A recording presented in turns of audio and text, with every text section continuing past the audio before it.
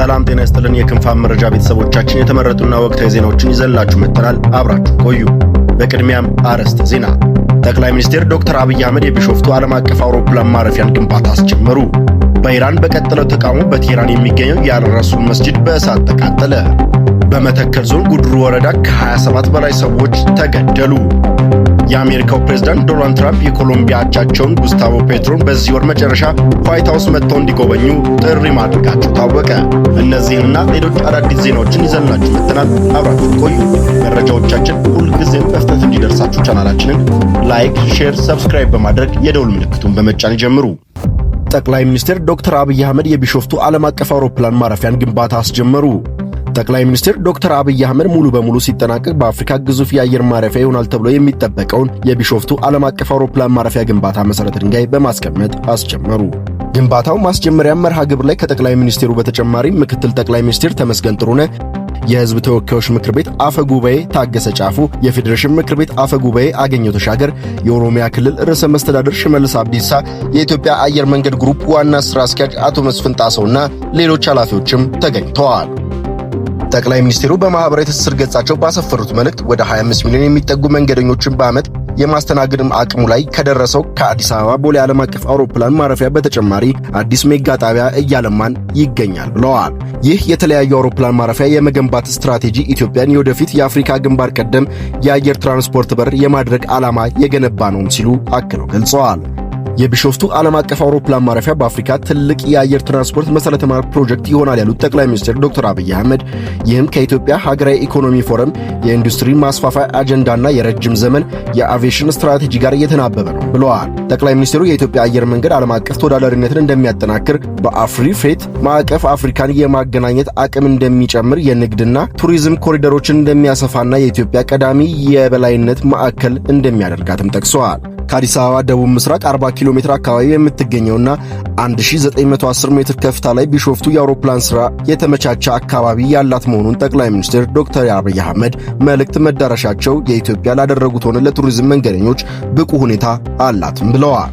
የአውሮፕላን ማረፊያው ከአዲስ አበባ በስተደቡብ አቅጣጫ 40 ኪሎ ሜትር ርቀት ላይ በአቡስራ አካባቢ በሁለት ምዕራፍ የሚገነባ ሲሆን የመጀመሪያው ሲጠናቀቅ በዓመት 60 ሚሊዮን ደንበኞችን የማስተናገድ አቅም ይኖረዋል። ሁለተኛው ምዕራፍ ተጠናቆ በሙሉ አቅሙ ወደ ሥራ ሲገባ ደግሞ የማስተናገድ አቅሙ ወደ 110 ሚሊዮን ከፍ ይላል። ይህም በአሁኑ ወቅት በዓመት 18 እና 29 ሚሊዮን ተሳፋሪዎች የሚያገለግለው የአፍሪካ በጣም የተቀናጀ አውሮፕላን ማረፊያ ከሚያስተናግዱት የመንገደኞች መጠን በእጅጉ የሚበልጥ መሆኑ ተመላክቷል።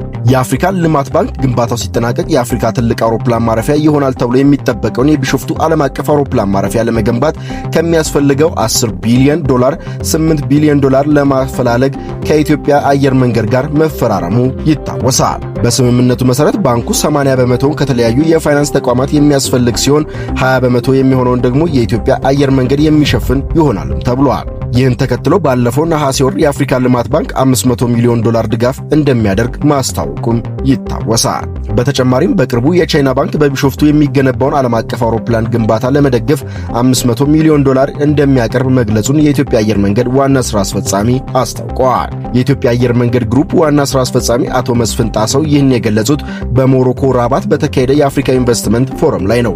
አቶ መስፍን ገንዘቡን የሚያቀርበው ባንክ የትኛው እንደሆነ ባይገልጹም ይህ ድጋፍ ግን ለአየር መንገድ ማረፊያ ግንባታ ሥራ በጣም ወሳኝ ነው ብለዋል። አሜሪካ በኢትዮጵያ $10 ቢሊዮን የሚገነባውን የአፍሪካ ትልቁ የዓለም አቀፍ አውሮፕላን ማረፊያ ፕሮጀክት ድጋፍ ለማድረግ ቃል መግባቷም አይዘነጋም።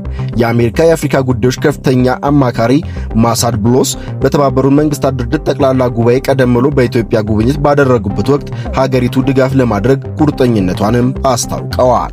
በኢራን በቀጠለው ተቃውሞ በቴህራን የሚገኝ የአልረሱል መስጂድ በእሳት ተቃጠለ። በኢራን ዋና ከተማ ቴህራን ትላንት ሌሊት በተቀሰቀሰ ግጭት ተቃዋሚዎች በሰዓዳት አባዲ ኢንዱስትሪ የሚገኘውን የአልረሱል መስጂድ ላይ እሳት ማቀጣጠላቸውም ተዘግቧል። ድርጊቱ በከተማዋ ያለውን ውጥረት ወደ አዲስ ምዕራፍም አሸጋግሮታል። የጥፋቱ ዝርዝር ሁኔታ በኒሻት ቴህራን ሙቃዳም አደባባይ አቅራቢያ የሚገኘው የታዋቂው የአልረሱል መስጂድ በሰልፈኞች ጥቃት ደርሶበታል፣ በእሳትም ጋይቷል። የዓይን እማኞች እንደሚሉት ድርጊቱ የታቀደ ጥቃት እንጂ ተራ የተቃውሞ መግለጫም አይደለም ብለዋል። የሲቪል ተሽከርካሪዎችም ተቃጥለዋል። ከመስጂዱ በተጨማሪ በአቅራቢያ የነበሩ በርካታ የሰላማዊ ሰዎች የግል መኪኖች በእሳት ተቃጥለዋል። ይህም በአካባቢው ነዋሪዎች ላይ ከፍተኛ ድንጋጤና ፍርሃትን ፈጥሯል። የጸጥታ ኃይሎችም የኢራን የጸጥታ ኃይሎች ድርጊቱን የፈጸሙት አካላት ታጣቂዎች አሸባሪዎች ሲሉ የጠሩ ሲሆን የዜጎችን ሕይወትና ንብረት ለመጠበቅ ሲባል ከእንግዲህ ምንም አይነት ምህረት አንሰጥም ሲሉ ጠንካራ ማስጠንቀቂያን አስተላልፈዋል። አሁን ላይ የሚገኘው የከተማ ወቅታዊ ሁኔታ ምንም እንኳን እንደ አልቬስር እና አዛዲ ያሉ የከተማ መሃል ክፍሎች ረጋ ያሉ ቢመስሉም በዳርቻዎች ግን ግጭት እንደቀጠለ ነው። በተለይም በሚከተሉት አካባቢዎች አልፎ አልፎ የሚከሰቱ ረብሻዎች መኖራቸውን ታስኒም የዜና ወኪል አረጋግጧል። ቴህራን፣ ፓርስ፣ ጃናት አባድ፣ ፓስዳራን፣ ኒዛም አባድ እነዚህ ከተሞች ላይ አሁንም ውጥረቱ እንደቀጠለ ነው። ባለፉት ቀናትም በጤና ጣቢያዎችና በሕዝብ ንብረቶች ላይ መሰል ጥቃቶች ሲፈጸሙ እንደነበረ በመንግስት በኩል የጦር መሳሪያ የታጠቁ ሰርጎ ገቦች በሰልፈኞች መካከል እንዳሉ እየተገለጸም ይገኛል። በመተከል ዞን ዳርጉ ወረዳ ከ27 በላይ ንጹሃን ዜጎች መሞታቸው ተነገረ። በቤንሻንጉል ጉሙዝ ክልል መተከል ዞን ስር የሚገኝ የዳርጉ ወረዳ ተከታታይና አሳዛኝ የሆነ የንጹሃን ግድያዎች የሚያስተናግድበት ስፍራ ሆኖ ቀጥሏል። ድርጊቱ በቅርብ ዓመታት ከመደጋገሙ የተነሳ ሚዲያዎች እንኳን ሽፋን መስጠት እንዳቆሙ መረጃዎች ያሳያሉ። መሰረት ሚዲያ ከስፍራው አገኘሁት ያለው መረጃ እንደሚጠቁመው ባለፉት አርብ ከ27 በላይ ንጹሃን ሰዎች በጉሙዝ ታጣቂዎች ከቤታቸውና ከማሳ ተወስደው ተገድለዋል። ገዳዮቹ ታጣቂዎች ሟቾቹን ከመኖሪያ ቤታቸው አቅራቢያ ጫካ ውስጥ ገድለው የ20 ሰዎችን አስክሬን ተገኝቶ መቀበሩን ታውቋል። 2 ሴቶች እስካሁን አልተገኙም። እስካሁን ከተገኙ የሟቾቹ 6 ሴቶች እንዲሁም 14 ወንዶች ናቸው። የአንድ ሕፃን ልጅ ሬሳ የታየና የተመታበት ቦታ ቢታወቅም እስካሁን ግን አልተነሳም። ቤተሰብም ጫካ ቀረ በሚል ከሞት በላይ እየተጨነቀ ነው በማለት አንድ የመረጃ ምንጭ ለሚዲያው ተናግረዋል። የጉሙዝ ታጣቂ ናቸው የተባሉ አካላት አሰቃቂ በሆነ መልኩ ግድያን መፈጸማቸው የተሰማ ሲሆን በሴቶች ላይ አሰቃቂ ነገሮች ፈጽመዋል ሲልም ተገልጿል። ታፍነው በሚሄዱበት ጊዜ የተወሰኑ ሰዎች አምልጠዋል። ከተገደሉት ውስጥ የቤተሰብ ኃላፊዎች የነበሩ ሲሆን አብዛኞቹ ከጎጃምና ከጎንደር ወደ አካባቢው ለኑሮ የሄዱ ናቸው በማለት ሌላ ምንጮችም ጠቁመዋል። ይህ ታጣቂ ቡድን ከአንድ ወር በፊት 13 ሰዎችን እንደገደለ የታወቀ ሲሆን በተለይ ክረምት ላይ የብዙ ሰዎች ሕይወት እንዳጠፋ በአካባቢው ነዋሪዎችም ይነገራል። ጉዳዩ በአካባቢው አመራር ሽፋን የሚደረግለት ቡድን በዚህ ወረዳ አንዳንድ የጉሙዝ ማህበረሰብ አባላት ቀይ ሰው በሚሉት ላይ የሚያደርጉት በደል እየከፋ መጥቷል የሚሉም ነዋሪዎች አሉ። መኪና ሲያልፍ ውሻ ከጮኸ ውሻዬን ደንግጧል በሚል ካሳ የሚቀበሉ ሆነዋል። ለአንድ ኩንታል እህል መጫኛ ከገበሬ 450 ብር አስገድደው የሚቀበሉ ናቸው። አርሶ አደሩ በራሱ ጭኖ እያለ ሳይጭኑ 400 ብር በኩንታል ይቀበላሉ። መኪና ሲያልፍ ልትጭን ትችላለህ በሚል መንገድ አስቁመው ብር የሚቀበሉም ናቸውን ተብሏል። በቤንሻንጉል ጉሙዝ ክልል መተከል ዞን 20 ገደማ ሰዎች የተገደሉባቸው ተከታታይ ጥቃቶች መፈጸማቸውን ተከትሎ ለውጭ ገበያ የሚቀርቡ የቅባት እህሎች የሚያመርቱ የግል ባለሀብቶች እርሻቸውን ጥለው መውጣታቸው ከሳምንት በፊት ተሰምቶም ነበር። ባለፉት 2 ዓመታት በአንጻራዊ ሰላም ሰፍኖበት የነበረው መተከል ዞን ካለፈው ግንቦት ጀምሮ ተከታታይ ጥቃቶች የተፈጸሙባቸው ዳርጉና የታላቁ ህዳሴ ግድብ በሚገኝበት ጉባ ወረዳዎች ናቸው። ከ2011 ጀምሮ በጥቃትና ግጭት የሚታመስ የነበረው መተከል ዞን የቤንሻንጉል ጉሙዝ ክልል መንግስት ትጥቅ ትግል ላይ ከነበሩት የጉሙዝ ህዝብ ዲሞክራሲ ንቅናቄና የቤንሻንጉል ህዝብ ነጻነት ንቅናቄ ጋር የፈጸመው የሰላም ስምምነትን ተከትሎ መረጋጋትም አሳይቶ ቆይቷል። በዚህ ግድያ ዙሪያ እስካሁን የክልሉም ሆነ የዞኑ ተቋማት ያሉት ነገር የለም። በዚህ ዙሪያ የክልሉ ኮሚሽን ቢሮ ለማነጋገር መሰረት ሚዲያ ያደረገው ጥረት እንዳልተሳካም ክንፋም ተመልክቷል።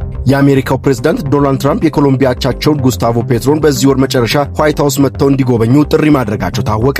ትራምፕ በራሳቸው ትሩዝ ሶሻል ገጽ ላይ ባሰፈሩት ጽሑፍ ጉብኝቱ ለሁለቱ ሀገራት መልካም እንደሚሆን ገልጸው አንድ ጠንካራ ማስጠንቀቂያ ግን አክለዋል። ወደ አሜሪካ የሚገባ ኮኬንና ሌሎች አደንዛዥ እጾች በአስቸኳይ መቆም አለባቸውም ብለዋል። መሪዎቹ ሮብ ዕለት ለ60 ደቂቃ ያህል በስልክ የተወያዩ ሲሆን ትራምፕ የፔትሮ የአነጋገር ዘይቤን አድንቀዋል። ከጥቂት ቀናት በፊት አሜሪካ በኮሎምቢያ ላይ ወታደራዊ እርምጃ ልትወስድ ትችላለች ተብሎ ሲሰጋ፣ አሁን ግን ነገሮች ወደ ሰላማዊ ውይይት አምርተዋል። የአደገኛ እጽ ዝውውር መግታት፣ የቬንዙዌላ ወቅታዊ ሁኔታና በሁለቱ ሀገራት መካከል ያለ የቆየ አለመግባባትን በተመለከተ መሪዎቹ ሲገናኙ የሚወያዩባቸው ጉዳዮች ይሆናሉ ተብሎም ይገመታል። ግራ ዘመሙ ፕሬዝዳንት ጉስታቮ ፔትሮ ከዚህ ቀደም በትራምፕ አስተዳደር ስር ከነበረ ትችት ሲሰነዘርባቸው የቆየ ቢሆንም የአሁኑ ጥሪ ግንኙነታቸውን ለማደስ አዲስ ምዕራፍ እንደሚከፍትም ይጠበቃል።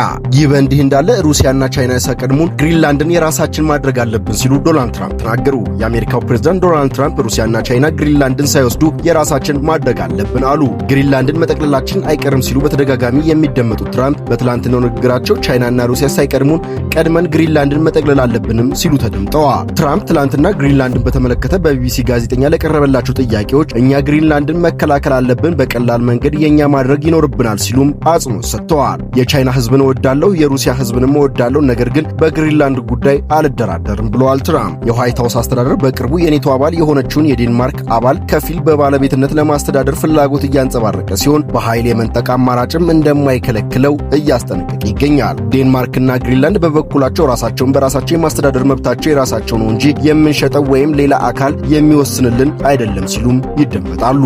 በጭራሽ አሜሪካዊ መሆን አንፈልግም ሲሉ ግሪንላንድ ፓርላማ ወሰነ። የግሪንላንድ ፓርላማ አባላት የአሜሪካ ፕሬዝዳንት ዶናልድ ትራምፕ ደሴቱን በኃይል ለመውሰድ ላሳዩት ፍላጎት ጠንካራ ምላሽም ሰጥተዋል። የግሪንላንድ አቋም አሜሪካዊ ወይም ዴንማርክ መሆን አንፈልግም፣ እኛ መሆን የምንፈልገው ግሪንላንዳውያን ነው ሲሉ በፓርላማ የሚገኙ 5 ፓርቲዎች በጋራም አስታውቀዋል። የግሪንላንድ የወደፊት ዕጣ ፈንታ መወሰን ያለበት በሕዝቡ መሆኑንም አጽንኦት ሰጥተዋል።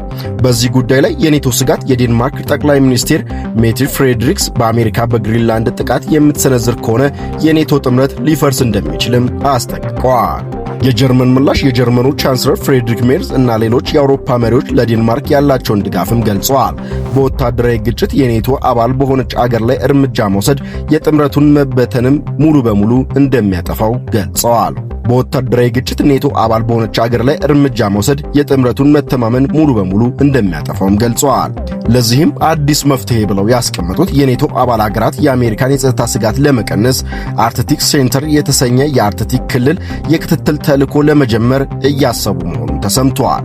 ግሪንላንድን አሁን ለምን እንደዚህ አጥብቀው ፈለጓት? ግሪንላንድ እጅግ ሰፊና የነዳጅና የማዕድን ክምችት ያላት ሲሆን በአርክቲክ ውቅያኖስ ላይ ያላት ስትራቴጂካዊ መገኛ ለአሜሪካ፣ ለሩሲያና ለቻይና ከፍተኛ ፍላጎትም ሆናለች። የእስልምና ትብብር ድርጅት ወይም ኦአይሲ እና 22 የእስልምና ሀገራት የእስራኤል የውጭ ጉዳይ ሚኒስትር ጌዲዮን ሳር ወደ ሶማሌላንድ ያደረጉትን ጉብኝት ሕገወጥ ሲሉ በጋራ አወገዙ። ከ4 ቀናት በፊት የተደረገው ይህ ጉብኝት የሶማሌን ሉዓላዊነትና የግዛት አንድነት የጣሰ እንዲሁም የተባበሩት መንግስታት ድርጅት ወይም ዩኤን ድንጋጌዎችን የለቀቀ መሆኑን ሀገራቱ ገልጸዋል። እስራኤል በቅርቡ ለሶማሌላንድ የሰጠችውን ነጻነትና እውቅነት በአስቸኳይ እንዲነሳና ቴልአቪቭ ገንጣይ አጀንዳዎችን ከመደገፍ እንድትቆጠብ በማለት ጥሪም አቅርበዋል። መግለጫውን ከፈረሙት መካከል ግብጽ፣ ቱርክ፣ ሳውዲ አረቢያ፣ ኳታር፣ ጅቡቲ፣ ናይጄሪያና ኢንዶኔዥያ ይገኙበታል። አገራቱ ለሶማሊያ አንድነት ያላቸውንም ጽኑ ድጋፍ አረጋግጠዋል። ይህ የእስራኤል እርምጃ በአፍሪካ ቀንድ ቀጠና ውስጥ አላስፈላጊ ውጥረት የሚፈጥርና ለዓለም አቀፍ ሰላምና ደህንነት ስጋት እንደሚደቅን መሆኑን መግለጫው አስታውቋል። ሶማሌላንድ ከፈረንጆቹ 1991 ጀምሮ ራሷን ችላ ስታስተዳድር እስካሁን ድረስ እስራኤል ብቻ ናት በይፋ የነጻነት ዕውቅናም የሰጠቻት።